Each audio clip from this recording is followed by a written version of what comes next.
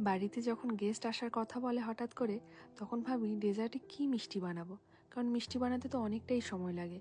আর আমরা যেখানে থাকি সেখানে আশেপাশে মিষ্টির দোকানও নেই, অনেকটা দূরে যেতে হয়। এই বিদেশে আসার পর মিষ্টি বানানো অনেক কিছুই শিখে গেছি জানেন। তাই ভাবলাম আজকে কাস্টার্ড বানানো যেতে পারে। কাস্টার্ড বানাতে খুব একটা বেশি সময় লাগে না, রেডিমেড এরকম কাস্টার্ড পাওয়া যায়। সেটাকে একটু ফ্রিজে রেখে দিলে একটু ঠান্ডা হলে খেতেও ভালো লাগে। এবার ফ্রিজ থেকে নামিয়ে আমি একটি বাটিতে নিয়ে নিলাম। তার সাথে সাথে আমি আম, কলা, খেজুর, আঙুর ফল এই সবগুলো ছোট ছোট করে টুকরো করে কেটে নিয়েছি। তার সাথে আপেলও দিয়েছি। আর এই কাজুটাকেও সুন্দর করে কুচিয়ে দিয়ে দিয়েছি। আপনি যত সুন্দর করে কুচিয়ে দেবেন খেতে কিন্তু তত বেশি ভালো লাগবে। আর এই যে দেখুন, আমি সাবুদানাও খুব সুন্দর করে সেদ্ধ করে নিয়েছি। দারুণ লাগে যখন সাবুদানাটা মুখে পড়ে, কিন্তু খুব একটা বেশি দেওয়ার দরকার নেই, অল্প দিলেই হবে। এবার ভালো করে মিক্স করে নেব। আর এতে আর কোনো চিনি বা কোনো রকম মিষ্টি দেওয়ার কোনো প্রয়োজন নেই। কাস্টার্ডটা খুব একটা বেশি মিষ্টি হয় না, হালকা মিষ্টি হয়।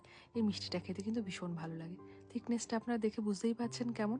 আর দেখতেও দেখুন কি সুন্দর হয়েছে, খেতেও কিন্তু দারুণ হয়।